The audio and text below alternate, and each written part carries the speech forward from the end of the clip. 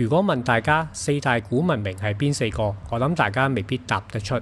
又或者你講得出巴比倫，但巴比倫喺邊度呢？你又未必講得出喎。既然大家睇緊伊拉克遊記，咁其中一個古文明當然係響伊拉克啦。四大古文明其中一個係美索不達米亞，巴比倫只係美索不達米亞入邊其中一個文明，一個大家一定聽過好多次嘅景點——巴比倫空中花園。空中花園其實未有確實嘅位置，有啲考古學家相信係位於巴比倫城。今日嘅巴比倫城已經成為遺跡，響大概20幾年前咧有限度重建翻。咁我哋咧就去遺跡探索一下啦。巴比倫嘅圍牆，咁如果你細心睇咧，可以睇到佢有2層嘅建築嘅。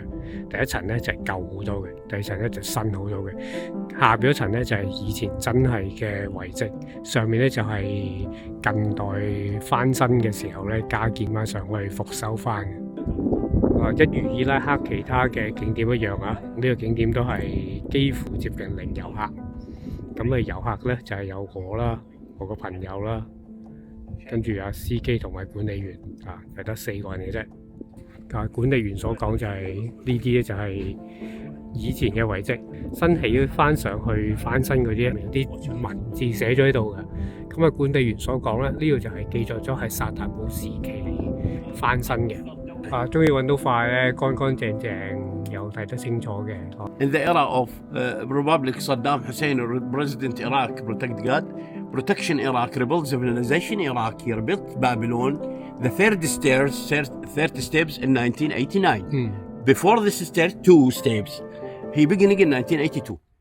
管理員就話咧，我而家左邊咧就係一啲儲存糧食嘅倉，佢而家帶緊我去。咁噏咗一大輪咧，其實簡單啲咧，用4個字解釋就係冬暖夏涼，可以儲存啲食物啦。佢話呢度平時就唔俾入嘅，因為又係見你中國人啊，所以就特別開俾你哋行入去咯。佢講咩咧？係12個相對的房間組成，據信是用於緊急情況和圍困時期儲存糧食。電筒之後佢哋，哇！嗰陣味咧，果然係有陣味啊！嗰啲係屎味。喂，哇！呢個得意喎，呢啲沙漠先見到有嘅嘢呢啲。嗰啲咧有隻爪出嚟，跟住跌落去，跟住跌落個窿度，一去不返嗰啲窿。嗱，咁係咪真係唔開放？我唔知啊，即係可能佢咁噏嘅啫，氹我哋開心。嗰陣味咧就係地下積咗嗰隻屎咯。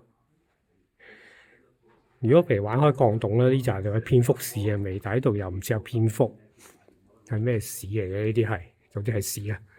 呢一間咧有啲唔同樣，有個台喺度，有條樓梯行上嚟。除此之外冇乜特別啦。重點就係呢度係冬暖夏涼。呢間有冇唔同樣咧？呢間一樣樣嘅，有冇神秘通道嘅第二度咧？冇嘅。咁喺城牆嘅上方咧，嘅遠處咧就有棟建築物喎。呢棟建築物就係薩達姆當年個皇宮啦。咁稍後會去嘅。呢邊係北皇宮，頭先上面望落嚟嗰個未開發地區。咁遠處咧有隻巴比倫獅子咧，就因為重量問題，所以當年搜掠嘅時候咧冇俾人搜到，仲喺度。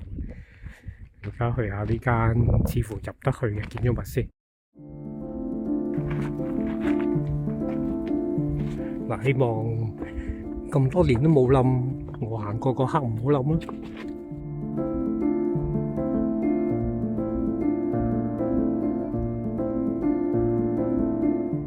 呢個印咧揾到個完整少少嘅，就係國王嘅印章。呢度有另一個更加完整嘅，咁印咗喺個烽火台上面嘅。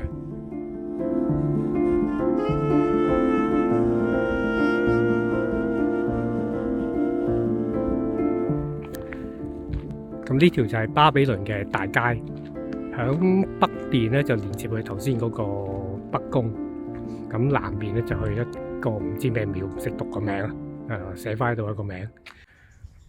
下一個景點就係對好多人嚟講都叫最神秘，其實有最唔神秘嘅景點就係薩達姆個皇宮啦。點解唔神秘呢？就因為其實買門票就可以入得噶啦。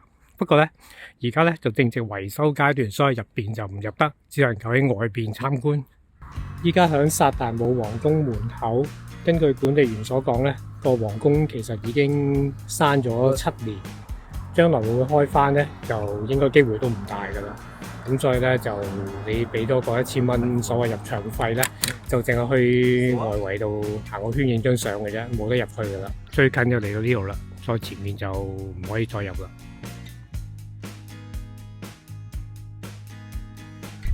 依家黑嘅培力橋啊，好長啊，都有差唔多200米。